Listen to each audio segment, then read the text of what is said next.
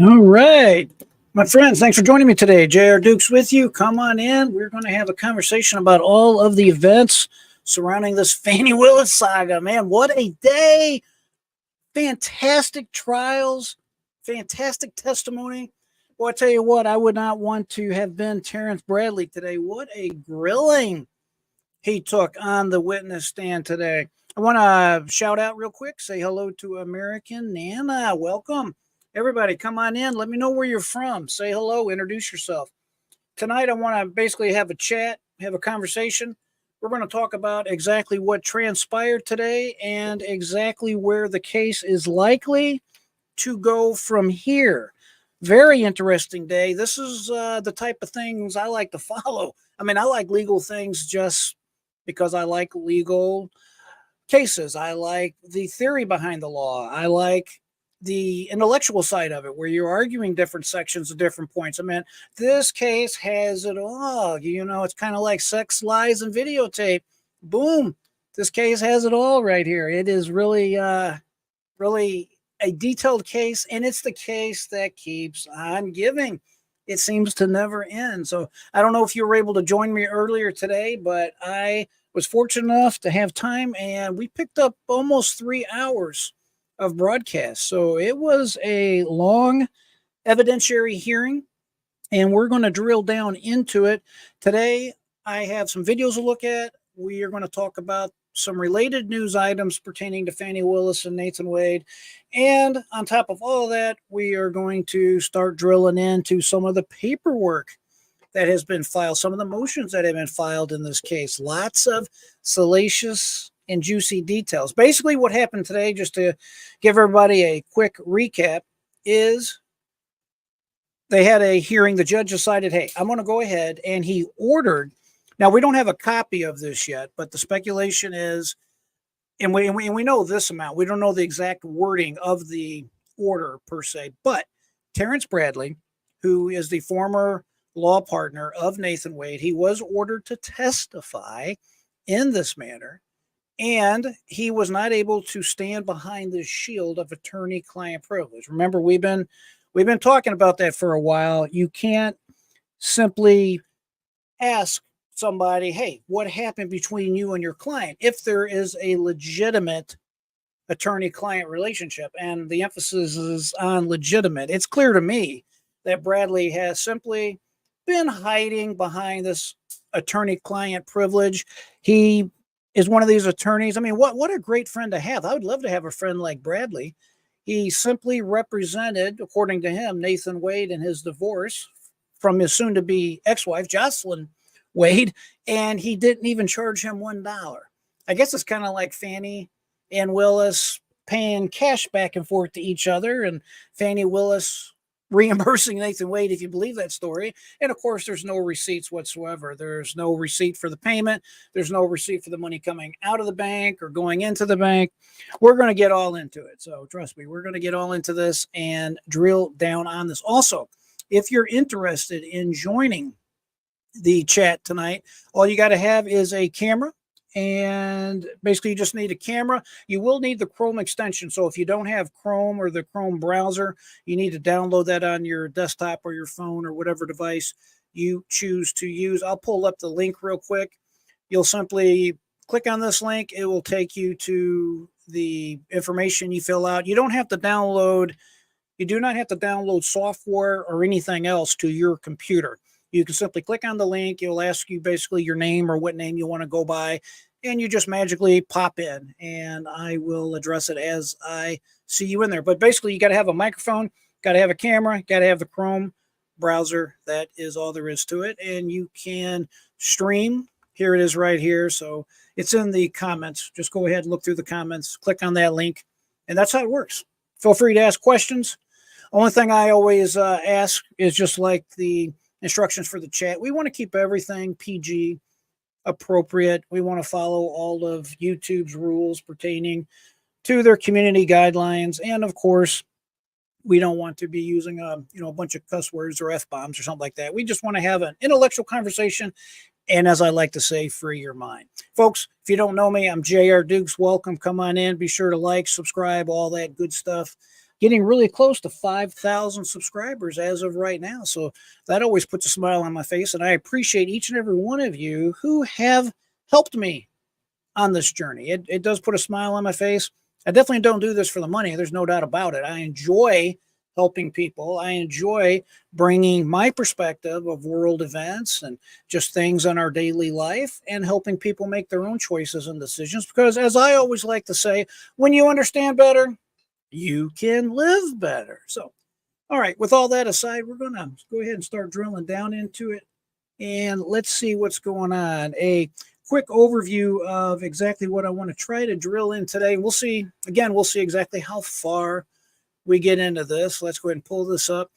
Here's just a quick overview. We're going to get into the amount of times that the Lovebirds, Nathan Wade, Fani Willis, have been chatting back and forth. And remember, as of November 1st, 2021, they are not supposed to have any type of relations with each other whatsoever.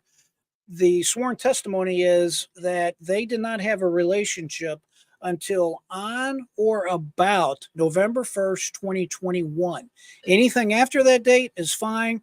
Any type of proven relationship, and of course I'm talking about an adult relationship from November 1st or prior of 2021, is perjury.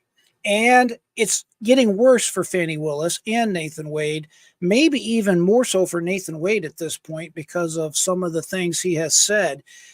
The reason this is going to be a serious problem for them is not just the perjury, but basically they're in a situation now where they are facing fraud on the court, an actual fraud on the court. We're talking serious criminal penalties. There may be a RICO case after all. The problem is the RICO case is not going to be necessarily against our former favorite president, Donald Trump. It's going to be against Fani Willis, Nathan Wade, and any associates they may have working with them.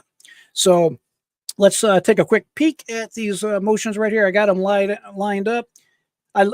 This one part is my favorite of this whole motion pleading. It says the right, and then this is Fani Willis. You can imagine her writing this out, screaming it out, whatever, but she was pretty heated at the hearing, and she's always heated whenever she's talking about this.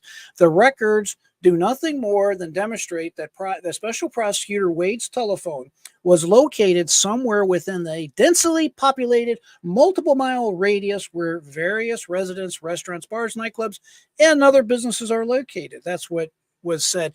I heard a commentator on another channel, I think it was Phil Holloway, he made the comment, and I think he's right on the money with this. She is giving every potential drug dealer that faces trial or anyone that is engaging in that type of activity, they end up getting caught and they go to trial, and basically they pull out the cell phone data and they say, we can prove you were in this area doing such and such. Boom. Here's their defense. She's laying it out. Obviously, Fani Willis, Nathan Wade would know exactly what to say and how to attack different types of evidence. It's my humble opinion, nowadays, you better be really good if you're going to get away with a crime, simply because there's just too much technology. The phones, the video, cameras are everywhere on every corner. The streets nowadays basically keep track of where you're at. Here in Florida, we have SunPass or SunBiz. They know what road you're on. If you trip a toll road, I mean, all of this is discoverable, every single bit of it. So you better have your ducks in a row, is all I can say, if you're going to engage in that type of behavior. So the other thing that has really been taken off today is what I reported yesterday. And that is the story pertaining to that was actually shown on Breitbart News. And I'm going to pull that up here just so we can take a quick peek at this. Breitbart News. And I personally, I love this website. I love some of the stories they come out with. This story has started to slowly get some legs. I've heard more people talking about it, and you can bet I'm going to be talking more about this. But if the story is true, they have it to where they're reporting based on their sources that are wanting to stay confidential that the Biden administration has planted an operative by the name of Jeff DeSantis in Fani Willis's office to target Trump.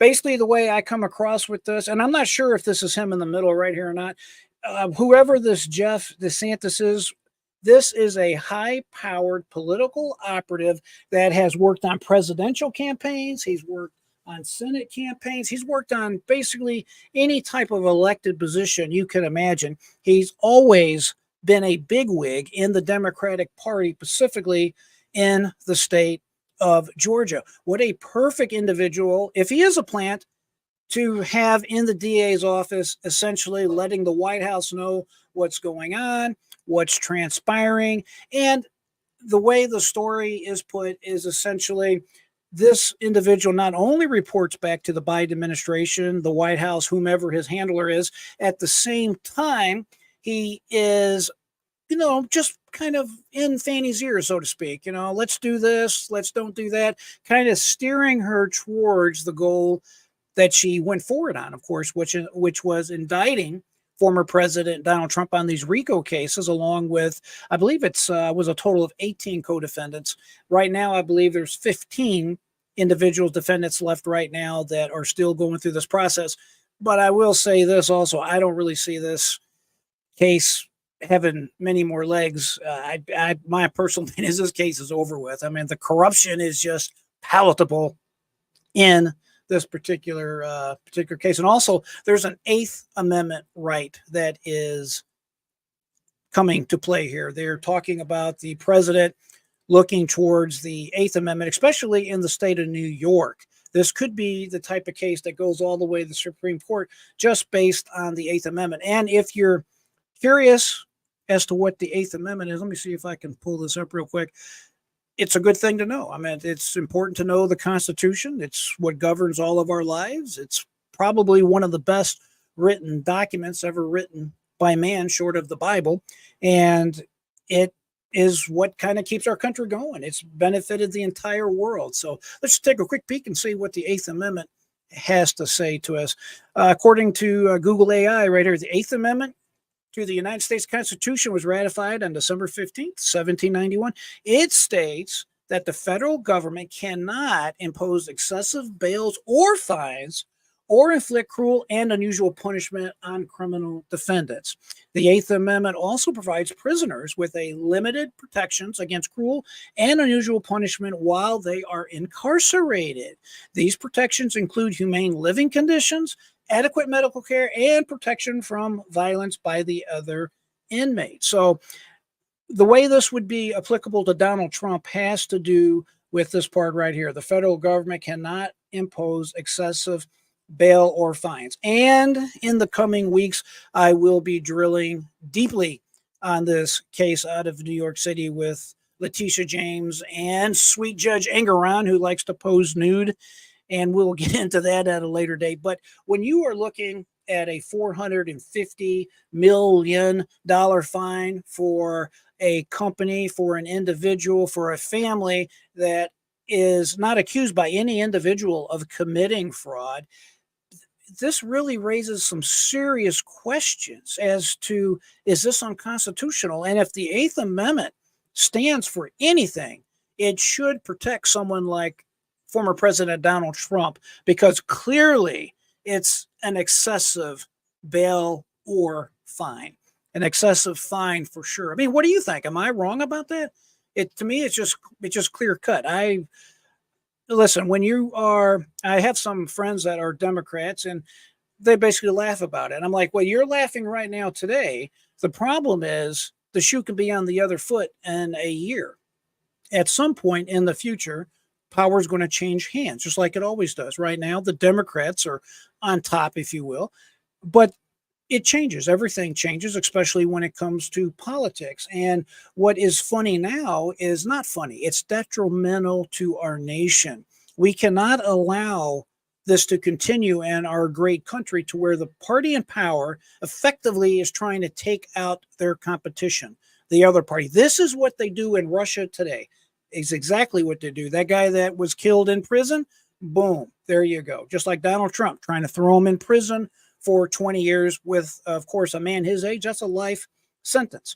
The other individuals that are indicted, some of these people are just grandmas and grandpas that were told to show up as a alternative elector or whatever. And here's something else that's extremely interesting. Some of the people that they are prosecuting with a 20-year penalty, they're putting through the ringer over perjury.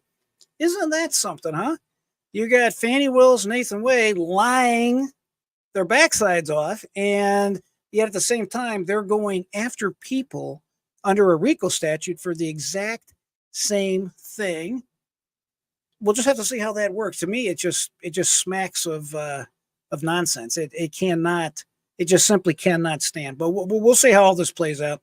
I want to say hello real quick to, let's see, Carol. Let's see what you got going on. Thanks for joining us today. Fanni is guilty of everything. She was after President Trump. Yeah, I agree. I think it's pretty clear. We know what's going on. Even the Democrats that I have seen on YouTube and just television and in newspaper articles, even they are having serious difficulty with this. They know it's indefensible. They know that what is going on and what is happening to President Trump is wrong. I mean, it's just wrong on so many levels. And, you know, folks, I always tell you like it is. Even when Donald Trump was running for office back in 2016, it was kind of funny, you know, with the Hillary Clinton thing, lock her up. You know, it's funny. You're at a rally, it's something to chant. But in a way, I don't like it. I just really don't like it. It's not a good thing. It's the same thing that we're talking about with President Donald Trump, trying to throw him in jail. It's really not funny. I'm not going to be laughing about it anymore. Well, I don't know. If I go to a Trump rally, I might laugh about it, but it's wrong. We should not and cannot continue to go down this road. As a matter of fact, as I mentioned in Russia, not only did they kill the one guy in prison, they had another young female lady. I did a video on this also. She actually went before a tribunal to get approved to run for president because this is an election year in Russia, and she was simply denied. They said her paperwork was not proper or was not in order.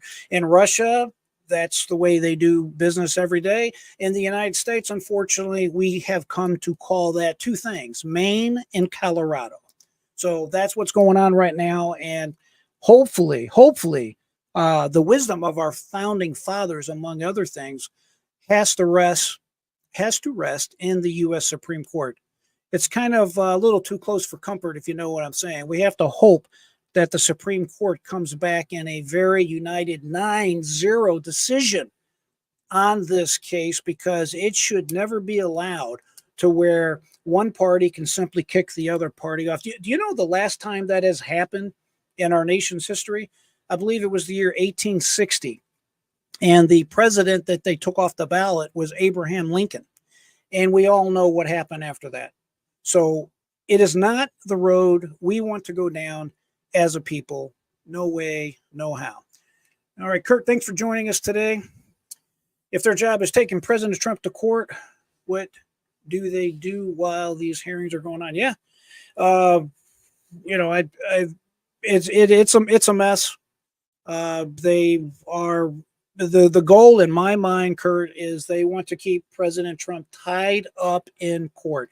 If they can't stop him from running with a felony conviction, because there is some evidence that some people say they would not vote for Donald Trump if he actually had a felony conviction for something. However, I think since then, most people pretty well know what's going on. They know this is nonsense. They know this is politically motivated. It's not really prosecution. It's persecution. And I think most Americans get that. I hope they do.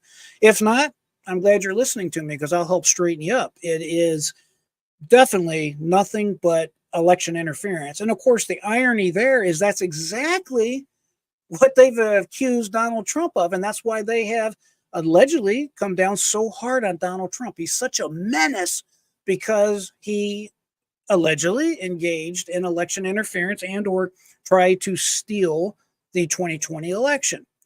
So the irony again is they are trying to do exactly the same thing. Just absolutely outrageous and a complete nonsense. So let's start off with one of the liberal news outlets. I thought this was interesting. They were watching the trial, and then they had some commentary concerning this They had some commentary concerning this, and I personally think that there's a few things we can take away with this. Sometimes I like to watch MSNBC.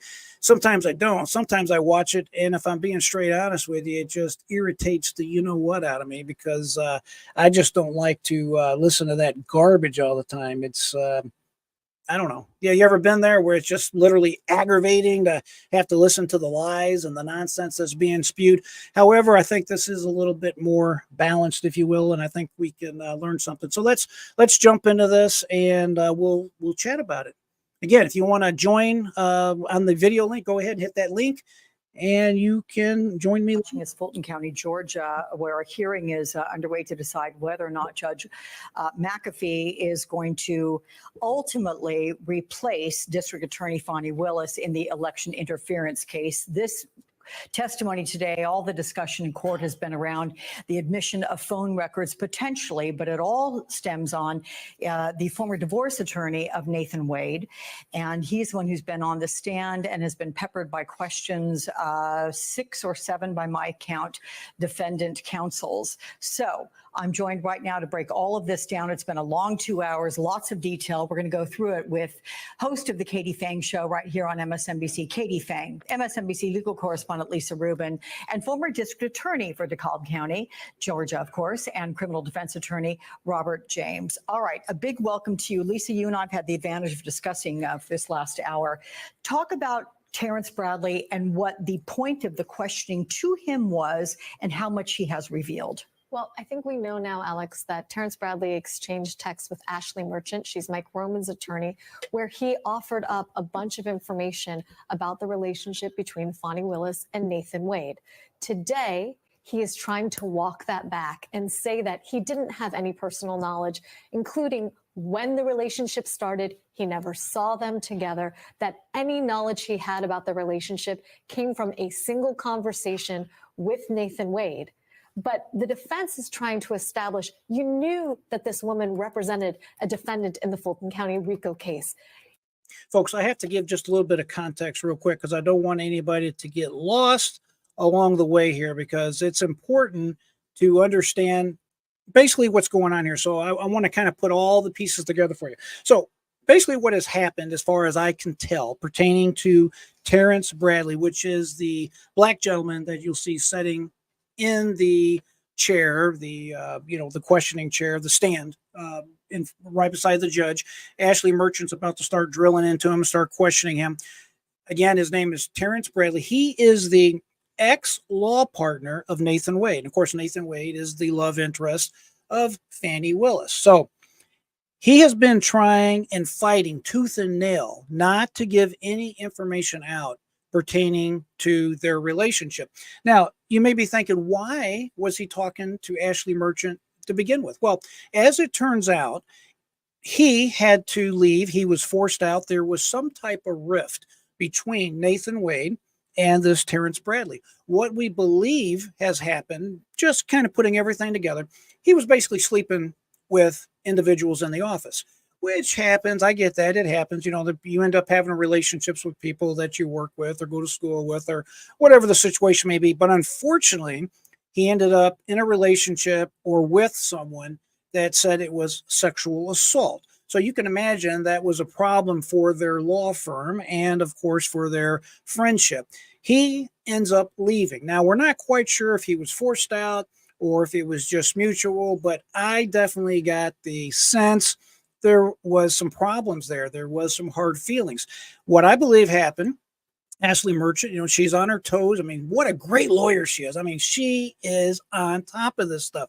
So she gets all these records pertaining to Nathan Wade's impending divorce, and she ends up contacting Mr. Terrence. I mean, she is, she's all over this. So she gets on the phone. Hey, Mr. Bradley, what's going on? I understand you were part of the law firm with Nathan Wade. Well, we are in the process. You know, I represent Michael Roman. We're trying to put a defense to show that there's some issues. And he's probably thinking at that time, revenge, revenge. Yes, I'm going to get him back. I'm going to give him a right and a left. I'm going to plow. I'm going to run him over. Oh man, this feels good. And that's what he did. He was doing that for quite some time. As a matter of fact, Ashley Merchant kept, very wise woman, very excellent attorney. She kept all of the messages. And he was telling her things like, yeah, sure, their relationship started years ago. Sure, I'll be happy to help you out. It's not a problem. I'm very happy to do this. Whatever, it's great. I'm happy. As a matter of fact, Ashley Merchant made a motion that she filed in this case, sent it to him for his approval. And you'll hear questioning about this in a minute. Sent it to him for his approval. And did he say, oh, no, Ashley, this is wrong. This is wrong. This is not how it happens. No, he did not. He said something like, right on, this is great. I appreciate you sending me a copy. Go ahead and file it. Well, after the ball started rolling, this is a worldwide case of world interest. It's definitely important here in the United States. And this guy now has cold feet. I'm not exactly sure if he's worried that he may have actually disseminated attorney-client privilege information. I don't believe that personally at all. I don't necessarily believe they had the traditional attorney-client relationship, but I don't know. I'm just telling you the way it comes across to me. I will tell you this, according to his own testimony, he was never paid $1 by Nathan Wade. A lot of weird transactions going on in relation to this specific case. So there's no money changing between Nathan and him, and yet his stance is that he represented, him and Wade's stance, I should say, represented that this guy is the attorney, the divorce attorney for Nathan Wade. I know that's a little confusing, but this is how it has played out. And he's been on the stand basically saying, I'm not going to say nothing, Judge. I'm not going to make any comment about when their relationship started. As a matter of fact, Judge, I contacted the state bar, and as an officer of the court, as a lawyer myself, they told me I cannot give information pertaining to attorney-client privilege. Now, listen, attorney-client privilege has exceptions, folks. For example, if you talk to your attorney and they know you're about to commit a crime, that's an exception. Let's just say, for example, you tell your attorney that you're going to harm yourself or you're going to go harm someone else. Well, they have to report that. As an officer of the court, they have to report that type of information. Now, generally, it's a pretty strong bond, the attorney-client privilege, but there are exceptions to it.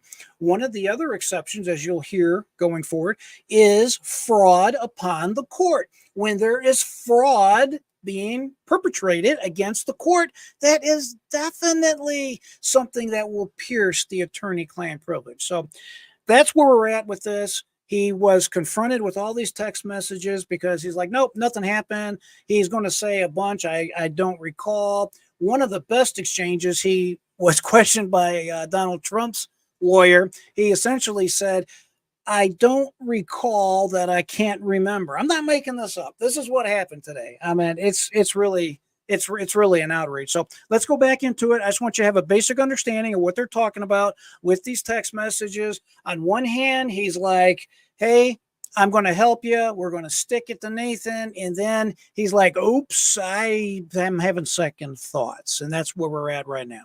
You knew why she was asking you these questions. She even gave you a draft of her motion to disqualify. That's and right. If there had been something patently false in there, you're a lawyer. You would have told her as much, wouldn't you? And he at one point said, well, I can't say I would or I wouldn't have. But they have established that he fully understood what they were doing with the information that he provided and that he has an obligation to tell the truth today. And the bottom line, Alex, is there really is no in between. He was either lying and or speculating when he confessed to Ashley Merchant by text, or he is covering up for DA Willis and Nathan Wade now. Which means what for him, Katie? I mean, how effective has he been as a witness? His behavior would suggest what to you? Well, that's important because the judge in an evidentiary hearing, Alex, is not only the person who understands the law, but he has to apply the facts to that law. And the judge is also the credibility person in this case, right? He's deciding whether the credibility of these witnesses passes muster. I would say the thing about Terrence Bradley is towards the end of the last round of questioning, he did admit that he would have lied. And he would have passed along lies about a friend, even as a lawyer. I think that old adage, Alex, the devil makes work of idle hands, might be the case here, because he passed along gossip. I think he says, not I think he did say, I was speculating when I made these statements. The real question, Alex, is this, right? The gut check is this. Is Terrence Bradley willing to risk his bar license to take the stand and lie for Nathan Wade and Fani Willis? That's another thing, folks, that I'm trying to talk a little low so I don't blow your speakers up in case it's going up and down. But I got to tell you, it is really amazing to me that these people engage in this type of behavior and they have individuals sticking up for them. Remember, this is not the only individual that has knowledge that they had a relationship prior to November 1st, 2021. Remember the first witness, Robin Yeartie. She was the first witness and she said, unequivocally, hey, I saw Nathan Wade, Fanni Willis in 2019 holding hands and kissing. They were definitely in an intimate adult relationship, period. She didn't qualify it. That was just what she saw. She was terrified to be there in court giving that information. How did she know this information? Well, she saw it. Why did she see it? Well, she was the ex-roommate. She was an ex-friend, if you will, of Fanni Willis back from the college days. So it's not just Mr. Bradley here that they're trying to get this information out of. However, it would be really nice, in addition to the first witness, Robin Yeartie, in addition to all the cell phone record information coming out that we'll talk about in a minute, and all the other information coming out, it'd be really nice to have yet another witness that can positively say, I saw them together in an intimate adult manner. Because I would say no, he's not going to lie for them. Is there a very small carve out that Judge McAfee found in terms of the testimony that Bradley was having to answer? Yes. And the only lawyer, and I have to give him credit, was Steve Sadow for Donald Trump. Steve Sadow is the only one who said, let's make sure we understand the scope of what you are allowed to testify about right now. And according to Terrence Bradley, it was only one conversation that happened in the back of Bradley's office about the relationship between Wade and Willis. But what is the evidence, Alex? There is no evidence right now as to a date that Bradley has offered up as to when Wade and Willis began their romantic relationship, right? So what has McAfee heard so far? He heard from Wade and Willis that it began in March of 2022 after Wade was appointed. And the only countervailing evidence would be from Robin Yeartie, the former friend and employee at the DA's office of Fulton County, that relationship began in October. But Terrence Bradley has not confirmed Robin Yeartie's testimony that the relationship began back in 2019. That's exactly right. And I just really like the way they put this. Generally on MSNBC, it's not the kind of station I necessarily want to watch. And they always seem like they skew the facts, or they don't give all of the facts. They only tell half truths. They don't, for example, they will say, Fanni Willis was paid Nathan Wade back for all of the things Nathan Wade did for her, as far as taking her on vacation, this type of stuff. But yet they won't tell everybody that it was all paid back in cash. There's no receipts. There's nothing showing money coming in and out of the bank. You know what I'm saying? A half truth is a lie. You have to say the whole truth and nothing but the truth. You know how that goes. So let's take a look at this next video. And by the way, I want to take a quick moment. And hey, I got to thank Gloria. I hope I say your last name right, Tarak. I hate to butcher your name, but Gloria, thank you so much. Y'all support really means the world to me. When y'all subscribe to the channel, it means everything to me. I sincerely appreciate that. Just helping out is fantastic. I know I'm not the best at this. I don't claim to be the best. I do the best I can, but I do appreciate help paying for the software and the other things that I do. And if there's anything I can do to help anybody, whether you pay or not, I'm here to help you out. But the ones like Gloria that's able to help out, I do appreciate it. I sincerely do. So I just want to take a moment and point that out. You are the bomb, and I appreciate that, Gloria. We are going to go ahead. Let's take a peek at this next video that's going to show actual testimony. Y'all know how much I love the attorney, Ashley Merchant. Man, do I just love her to death. She is really, really spot on. She's sharp. She's so intelligent. I mean, let's just be honest about it. This is one intelligent woman. And let's see where we're at on this particular one. We'll see, either she'll pop up now or pop up in a second, but I will tell you this: Nathan Wade, friend, this Mr. Bradley, Terrence Bradley, man, did he get hammered today on the stand? Oh goodness, what a grilling. Let's get into the grilling. I think we can start with objection, the grounds, and the rule number, and then if I need more, I'll ask. Thank you. Now, just for context, this is Ashley Merchant, the blonde-headed lady, right here in the middle of your screen. To the middle of your screen, up towards the top. Let's see if I can do this with my cursor right here, if you can see it. That is Michael Roman. The mugshot with him, his hair has a little gray in it, but it's more dark. I wonder why his hair is all white now. I can just imagine why. And then, of course, these other gentlemen over here are other defense attorneys in this case. Some of the defense attorneys are going to appear via Zoom, as you will see as the court goes on.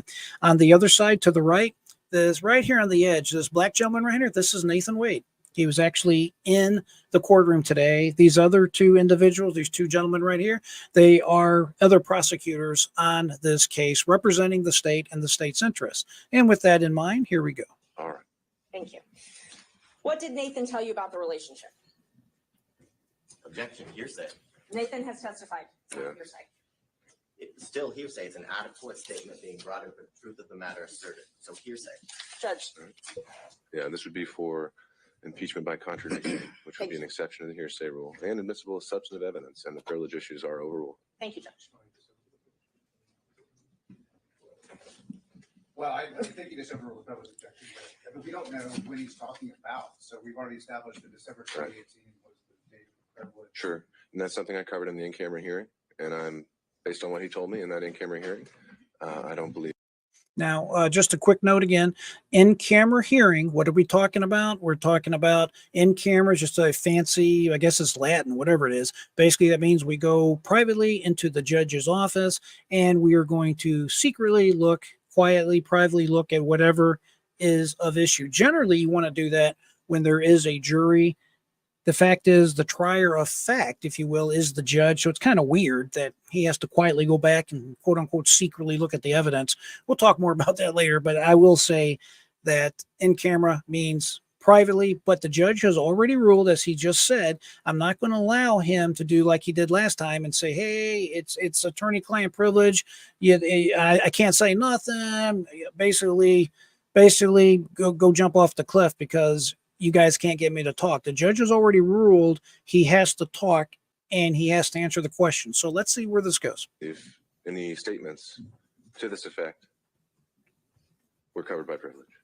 And Judge, I just want for the record, because sometimes the record doesn't reflect where people are looking, and that when I ask a question, Mr. Bradley is looking at Mr. Wade and his lawyer to wait for them to object, and they're clearly interacting somehow in the court. So I just want the record to reflect that, Man. because it wouldn't otherwise. It's there now. The claws are coming out. Judge, one of my lawyers is sitting right in the back. We don't have to go down that rabbit hole. You can look wherever you want. Yeah, and I've never looked at Mr. Wade or his attorneys. That sounds true. All right. Mr. Bradley, question was put to you. Repeat the question, please. Yes. So I showed you. All right. Whenever you see a defendant or someone on the stand say, can you repeat the question, please? Especially when they do it more than once, it is a stalling tactic. It's a way to throw the attorney off their game, to make them pause and go back and, hey, what was the question I just asked? It's very difficult when someone puts you in that position, but that is a tactic. And you got to remember, all these players are trained professional attorneys. That's arguably not the case with Nathan Wade, but at any rate, he is an attorney, and the gentleman on the stand again is an attorney. These are paid professionals that know how to play this game. So this is a game they're playing. I asked you, I'm sorry, the last question I asked you was, what did Nathan Wade tell you about the relationship? Same objection, Your Honor. And that's already been ruled upon.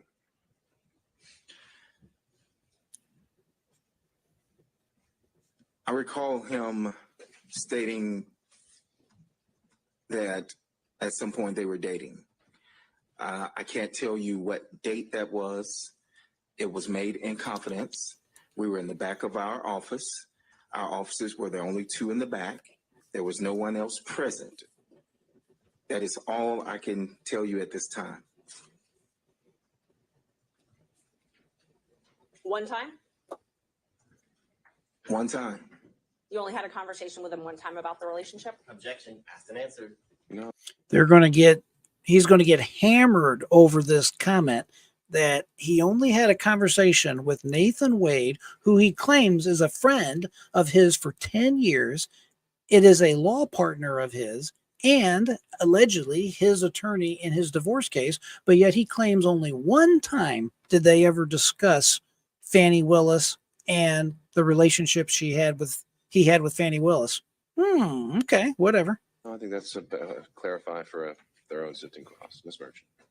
I do not recall any other time that he mentioned that they were in a relationship. No. You may not. Okay. So you talked about this one time, and you said you don't know when it was, though, correct? That is correct. Was it before Mr. Wade, before you got the contract in Fulton County? Let's start with that. I do not recall. Okay. And how did it come up? Say again? How did it come up? I do not recall how it came up.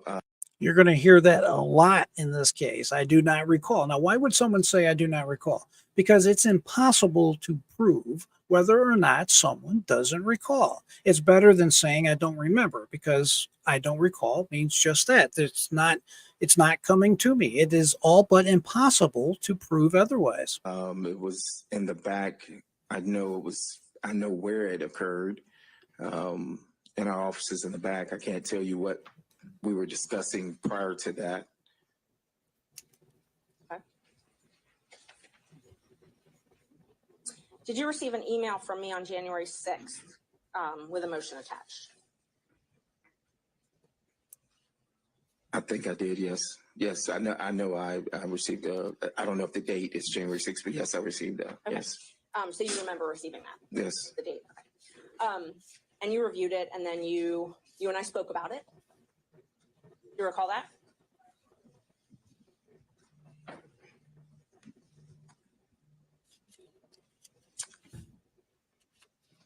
Did we speak over the phone, or are you saying through a text? That's what I'm asking you.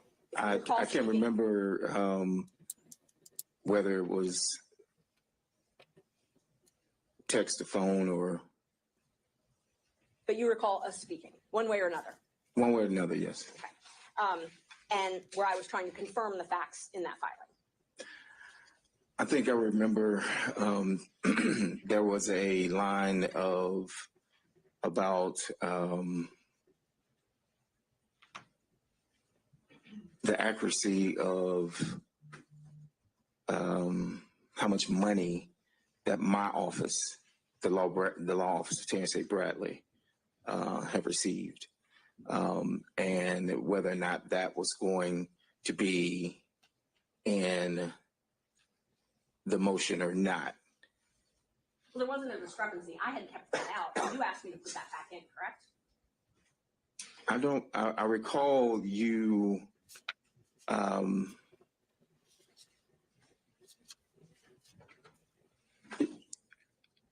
that may be accurate, yes. And you thought, because you thought it might be suspicious if you were left out of the motion. No, I think He's really stretching, trying not to get himself into a perjury trap. He knows Ashley Merchant, the attorney speaking, is very sharp. She knows what she's doing. Not only is it her, but you have roughly another 10 to 15 attorneys that's ready to take a swing at this guy. So he's trying to be very deliberate, very slow, very thoughtful about what he's saying, because he does not want to get himself into a perjury hole.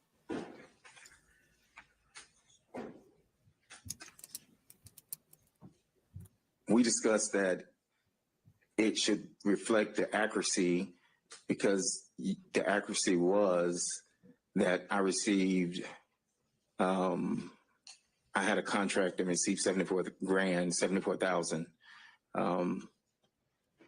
And I think you had put in there that Mr. Campbell had received a certain amount, and then you also had put in there that Mr. Wade had received a certain amount, but there was not anything in there originally, and I said that it needed to be accurate. I needed to be accurate as far as that I have. Okay, I want to make sure I don't lose you. They're talking about a motion that she filed, which started this particular evidentiary hearing. She sent him a copy of it to verify it was correct and see if anything needed to be changed or added. And I believe Campbell, that he's referring to, is the other law partner at the time in the law firm of Nathan Wade. I believe now it's just Nathan Wade and this guy named Campbell. However, she's just trying to nail him down and get him to admit what he has already admitted to her, and that is Fani Willis and Nathan Wade have had a relationship for a long time, specifically before November 1st, 2021. Received 74,000. That's Right. correct. Because you did not want anyone knowing that you had talked to me. I would object this for relevance. Be biased. Overruled. Yeah, they, on this particular hearing, I love it when it's in short bits like this.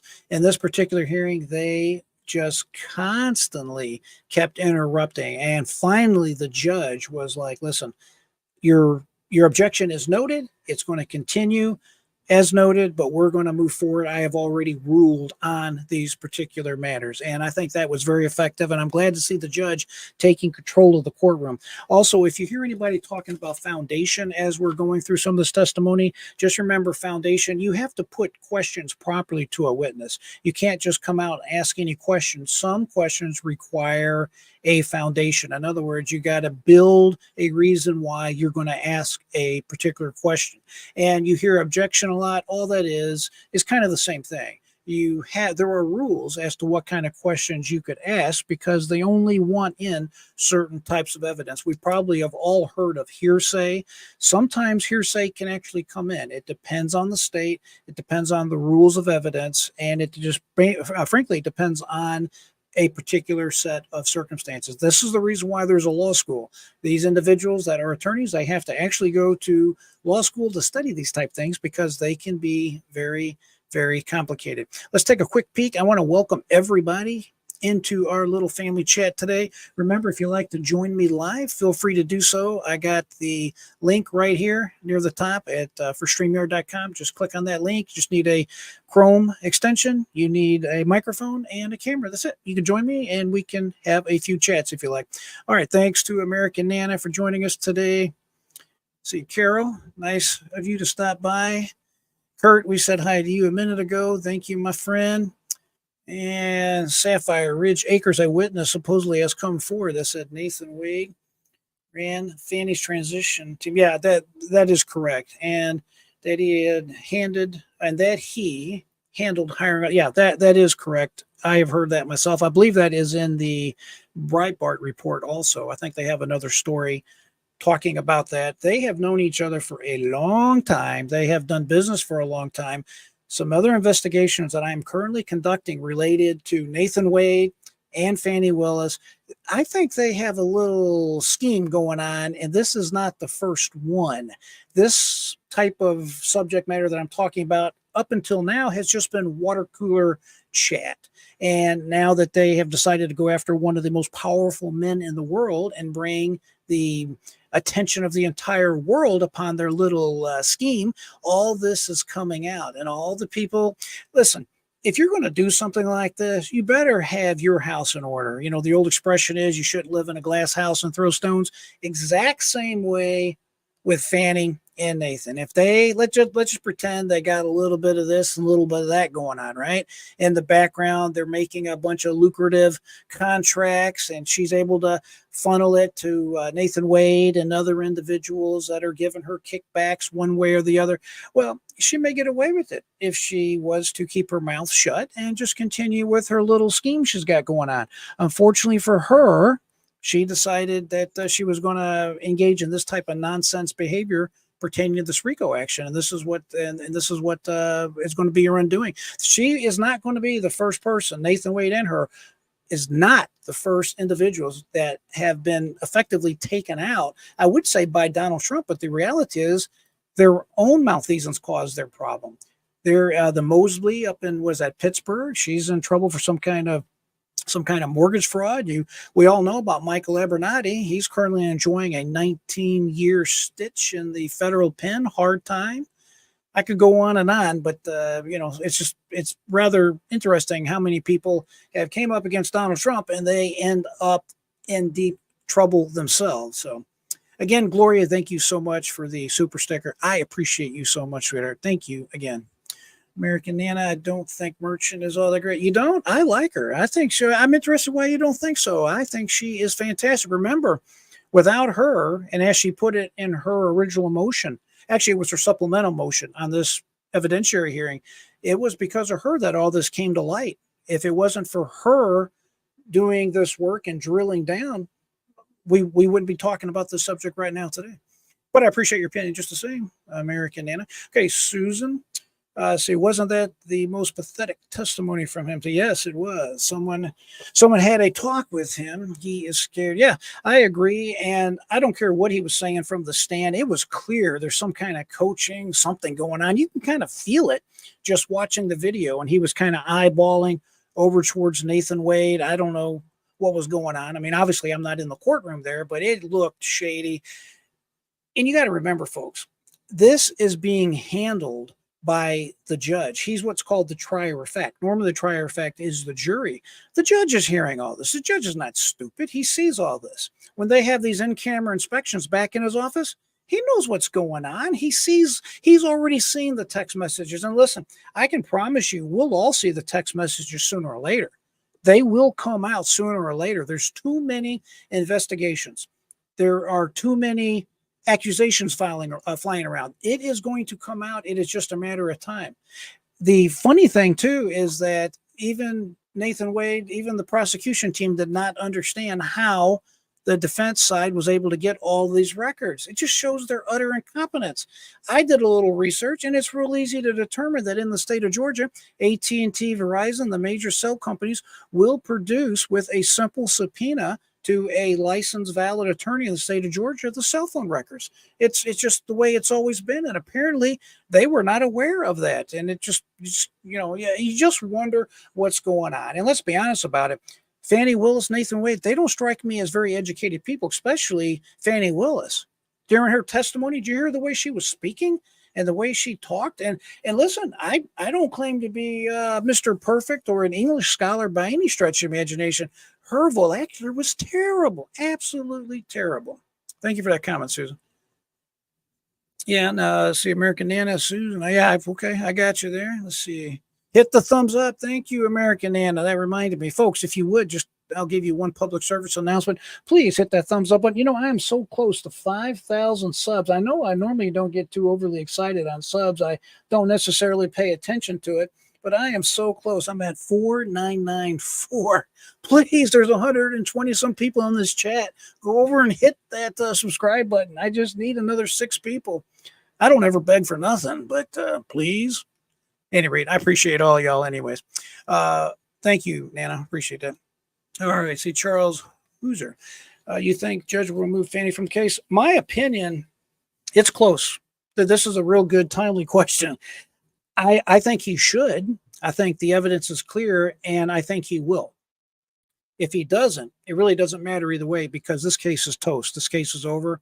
It's forever tainted. No one is taking this serious anymore. But yes, I think he will remove her, Nathan Wade, and by extension, the entire Fulton County DA's office. It will go to some special prosecutor. He will look at the case and then basically hand it off to someone else. The chances of someone else picking it up and actually running with this particular ball is slim to none.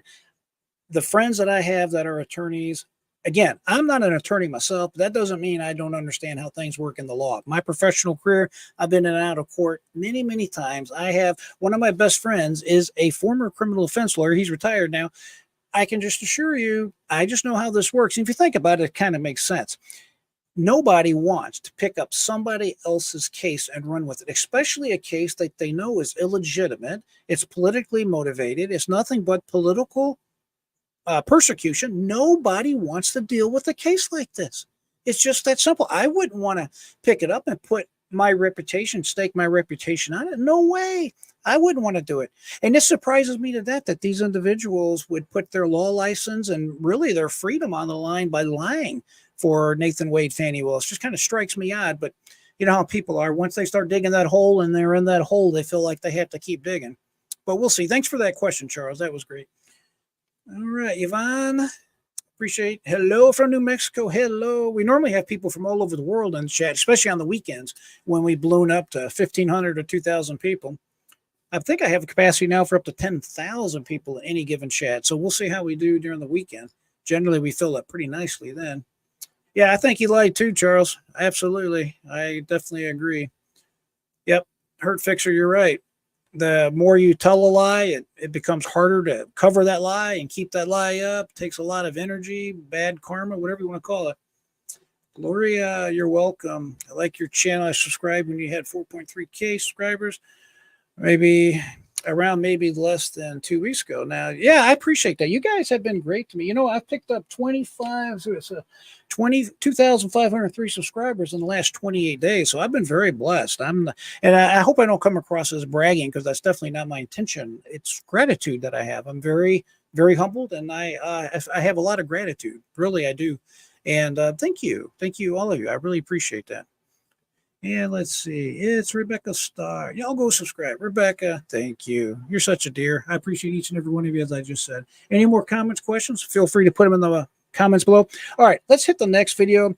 I love Megyn Kelly, and I used to not like her, to be perfectly honest with you, but she has gotten a lot more conservative, a lot more, let's just say, family valued, in my opinion.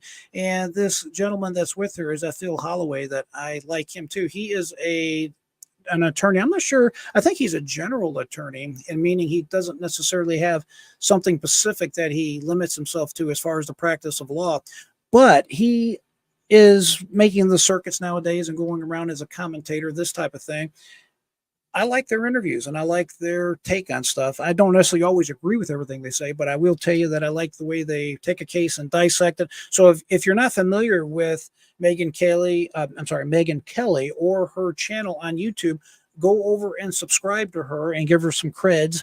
Also, she has a Sirius XM podcast during the day. So the early show for her is during the day, and then in the evening she starts releasing on YouTube what we're looking at right now. And this is a short video, it's about 10-12 minutes. We're going to look at part of it and talk about it as we go through. So without further ado, here we go. Bradley, earlier today, he's out and about practicing law and doing his job. And do we expect him to show up in Judge McAfee's court today at 2? Well, great to be with you again. Of course, Megan, here's the thing about today. It's all about what is and what is not attorney-client privilege. And so, look, if you are my client and you tell me where you buried the body, I can't talk about it ever. But if I see you burying the body, that's a different story, right? So Ashley Merchant, a few weeks ago, in one of her responses to something the state had filed on this very issue, she says that Bradley has non-privileged personal knowledge that he can testify to, that this affair began prior to Willis being sworn in as the district attorney in January of 2021.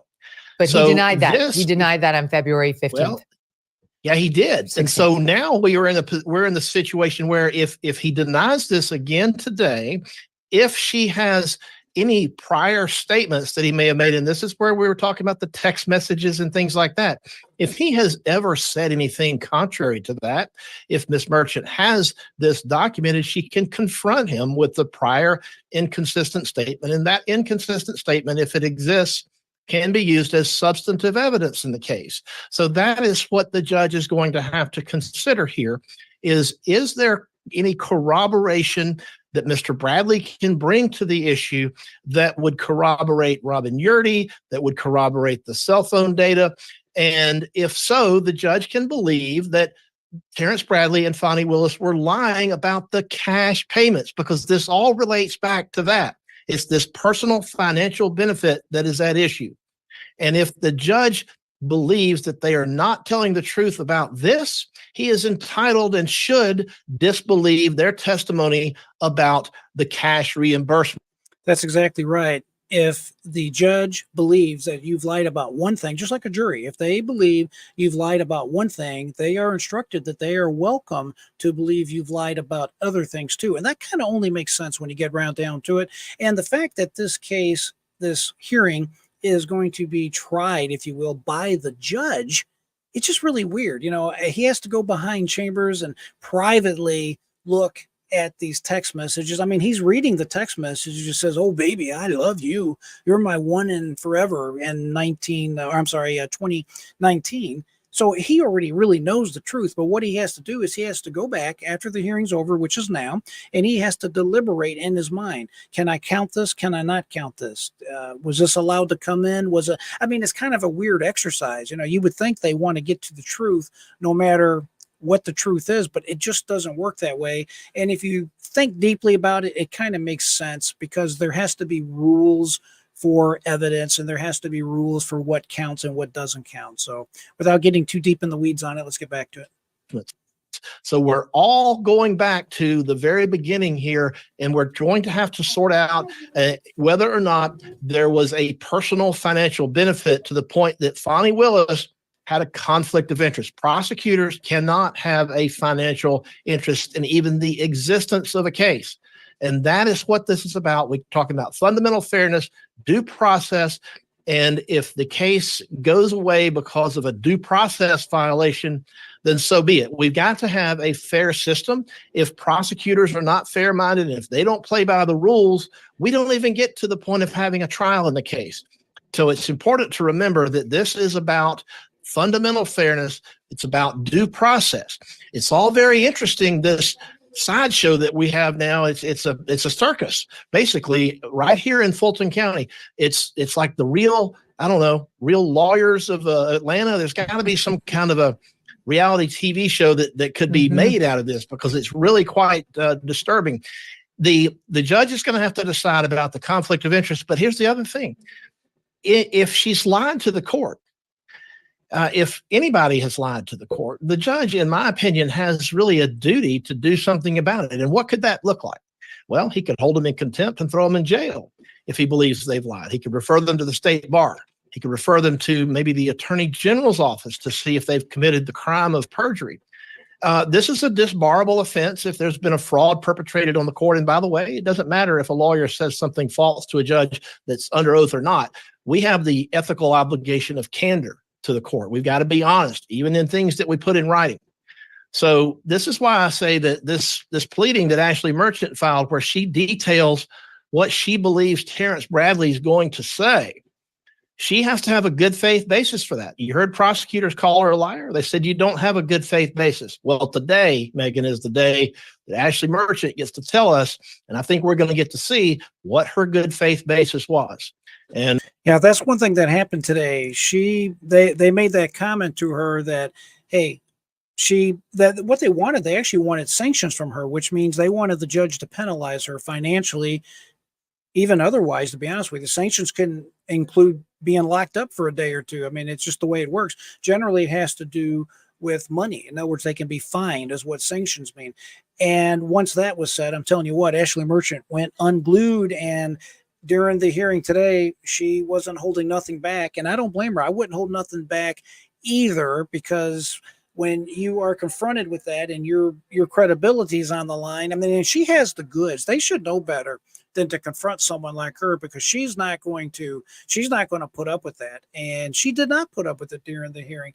I want to also take a quick peek at my friend Alan Dershowitz. Let's take a listen as to what he has to say about this case. This is a brand new piece from him. I think his commentary, and remember, he is a legal scholar. He used to teach, I believe, at Harvard. I don't think he teaches there anymore. He is since retired, but he still is a very important figure in the legal community. So let's listen in for a little bit. Welcome back to the Der Show. I don't know how many of you were able to watch the latest episode of the Fani Willis soap opera, but today was quite remarkable. Today we heard the testimony, if you want to call it that, of Terrence Bradley, a lawyer who had been a lawyer and a 10-year friend to Nathan Wade. and he was obviously a reluctant witness, as he didn't want to testify. Nathan Wade invoked lawyer-client privilege. The judge, however, ruled that he had to testify about things that he saw outside of the lawyer-client privilege. So this guy schlepped up to the witness stand and I guess testified. He just didn't remember anything, and it was amazing. I mean, just watch him. You see him, and you say to yourself, no judge could possibly believe a word he said. He had emails and texts in which he said quite categorically, in both directly and indirectly, and in response to questions from the lawyer for the defendants in the case, that the relationship between Fani Willis and Nathan Wade started well before they said under oath it started. In other words, That's right. he said things which, if believed, would result in Fani Willis and Nathan Wade getting disbarred and going to jail, based on a conviction for perjury. That's how serious it was. Now, obviously, he regretted having said that in writing to the lawyer on the other side.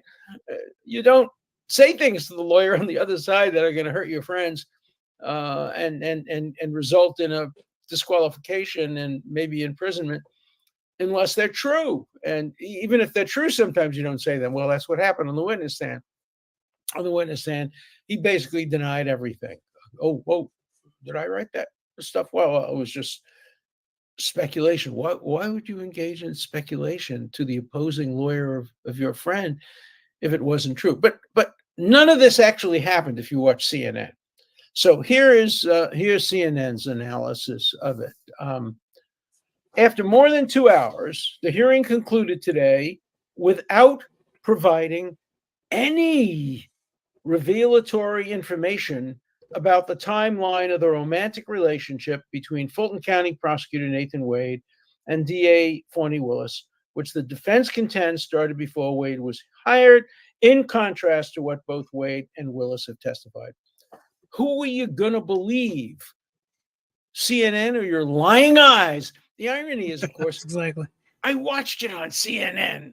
I saw with my own eyes how he testified and how he provided very revelatory information about it. The revelatory information was not necessarily in his testimony. It was in his texts. It was in the texts written to the lawyer, which he confirmed as true. You could not come away from that 2-hour hearing without absolutely believing that this guy, Terrence Bradley, had told the lawyers for Trump's co-defendants that the relationship definitely began before he was hired as special prosecutor. That's exactly right. That is exactly right. There is no way that anybody with a brain can listen to that hearing and listen to what transpired and not understand that originally this Terrence Bradley, the ex-partner of Nathan Wade, definitely was told, definitely knew firsthand that they had a relationship, Nathan Wade and Fanni Willis. He says before he was hired, what that basically means is November 1st, 2021. It is so obvious. It's just everywhere. You cannot miss it. If you didn't have the chance to watch the hearing, you can trust me on this one, just like you can trust the professor. It's obvious. She has the text messages on her phone saying, oh, yeah, they've been together for this long. I knew this, I knew that. He reviewed the motion that she filed in this hearing originally. And now, for whatever reason, he's had a complete change of heart. And he's trying to say, I don't know why I said that. The word he used that caused him so much trouble today was speculation. I was just being speculative. I didn't really know for sure. It wasn't based on fact. We all know that's a lie. Which they have sworn is the opposite. You could not escape that. And the judge knows that.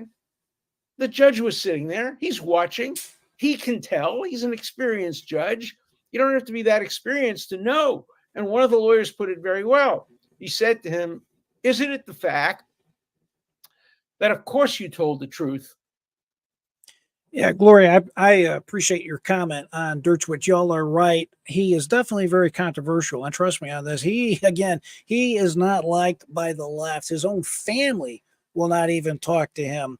It is a situation that has caused him a lot of grief and a lot of pain. But I have to tell you, I think it builds into his credibility that he'll tell you straight up, I've been a lifelong Democrat. I'm a crazy liberal, and that's the way I'm going to vote, and that's the way I'm going to continue to vote. However, he will tell you what the facts are as he sees it. He's not trying to run an agenda. He has come out fiercely against Harvard and their wokeness and the nonsense going on there. He basically was lamenting not long ago about what is going on at Harvard and all this nonsense on campus and all the stuff that's going on over in Israel. So, I mean, he'll tell you just exactly like it is, and he will stick up for you, whether you are a Democrat or whether you are a Republican. Boom. And I think that I think he's got positive features. He's got negative features, Gloria. So I appreciate your comment. It's not that I don't think there's much daylight between me and you on it. It's just what I do like about him is he will give you an opinion. So. In your texts. And in fact, you know that they started their relationship prior to when they say they started the relationship. But you don't want to say that from the witness stand because you don't want your testimony to become the basis for A, disqualifying Fani Willis and her office and Nathan Wade from prosecuting the case, and much worse, putting them in jail and having them lose their license and having them be disbarred and having them lose her job as a special prosecutor. You know, I think that's a good point too. I really didn't zero in on that. Maybe the reason why he has selective dementia, as Hilarious was telling us here, the reason why he has a sudden change of heart could be, just as the professor here has said, that he does not want to be the one responsible for taking down Nathan Wade. He does not want to be responsible for Fani Willis losing her job. He doesn't want to be the person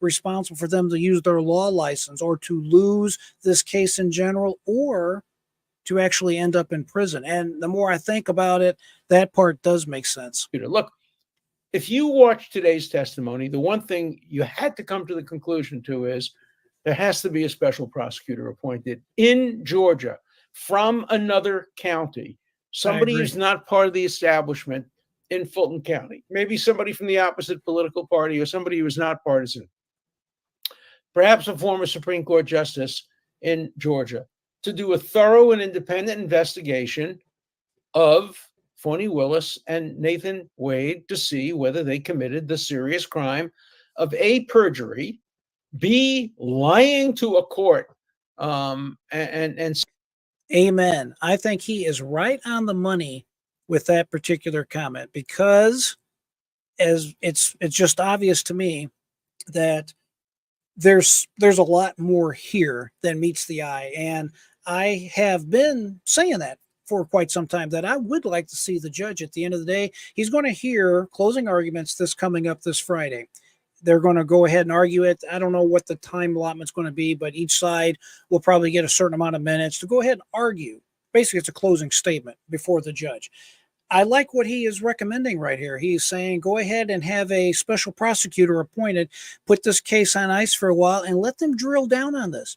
Let the special prosecutor get the phone records. Let the special prosecutor take statements, sworn statements from everybody that's involved. He can go to the banks and find out all the transactions. He can start looking for videotape from the time they were supposed to be here or there. I mean, just like police work, they have a way to get to the bottom of whatever's going on.